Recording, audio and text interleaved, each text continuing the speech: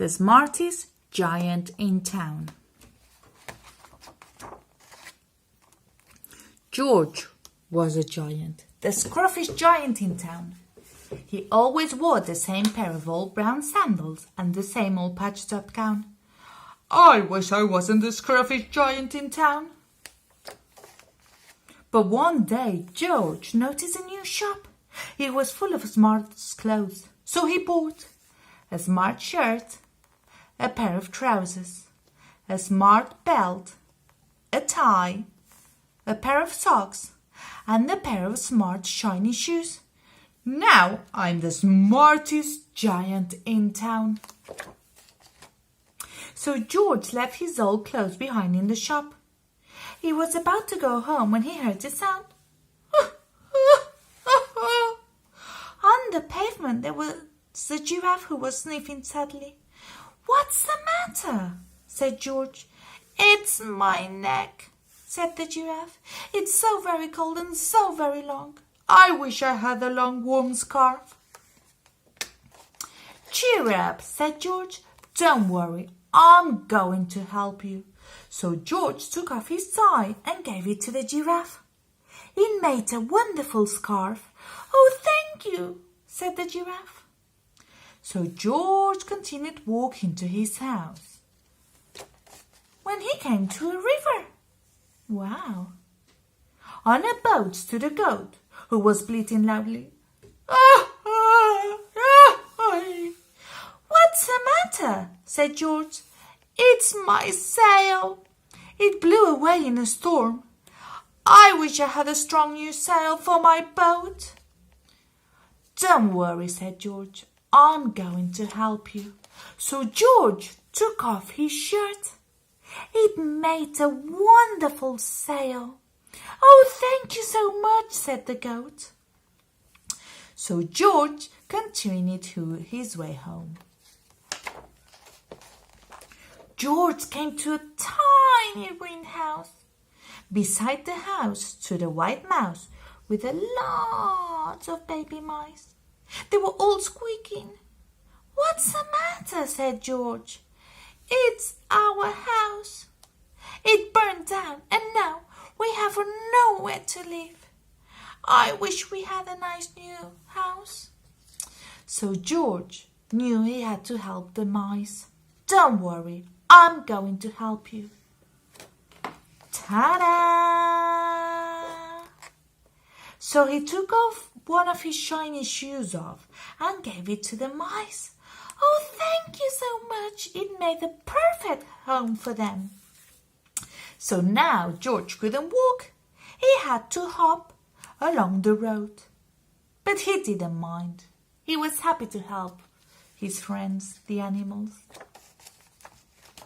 George came to a campsite, and beside the tent there was a fox who was crying. "What's the matter?" said George. "It's my sleeping bag. I've dropped it in a puddle. I wish I had a warm, dry sleeping bag." So George said to the fox, "Don't worry, I'm here to help you." So he took one of his socks and gave it to the fox. "Oh, thank you so much," said the fox. So George hopped on and on and on. George came to a big squelchy bog. Beside the bog stood a dog who was howling. "What's the matter?" said George. "It's this bog. I need to get across, but I keep getting stuck in the mud. I wish there was a safe dry path." "Cheer up," said George, and he took off his smart new belt.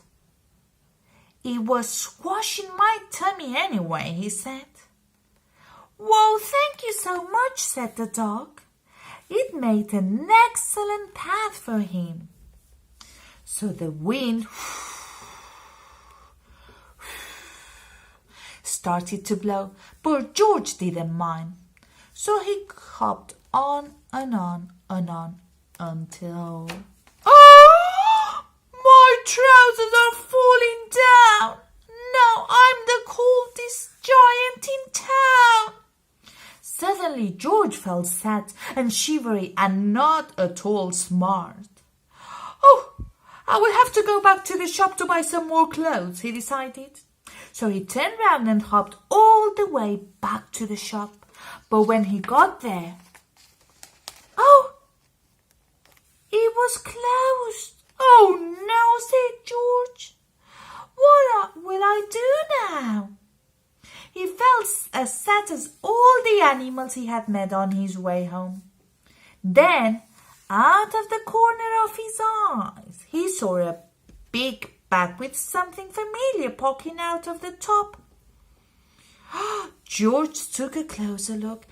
My gown, he yelled, my dear old gown and sandals. So George put them on. They felt so nice and comfortable. I'm the coziest giant in town, he cried, and he danced back home along the road. Outside his front door stood all the animals he had helped.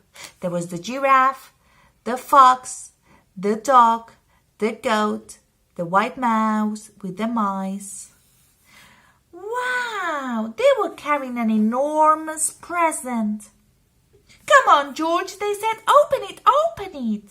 So George untied the ribbon, and inside there was a beautiful gold paper crown and card. Look inside the card, George, said the animals. So George put the crown on his head and he opened the card. And inside it said, your tie is a scarf for a cold giraffe, and your shirt's on a boat as a sail for a goat. Your shoes is a house for a little brown mouse, and one of your socks is a bed for a fox. Your belt helped a dog who was crossing a bog. So here's a very fine crown to go with the sandals and the gown of the kindest giant in town. What a lovely story. The end.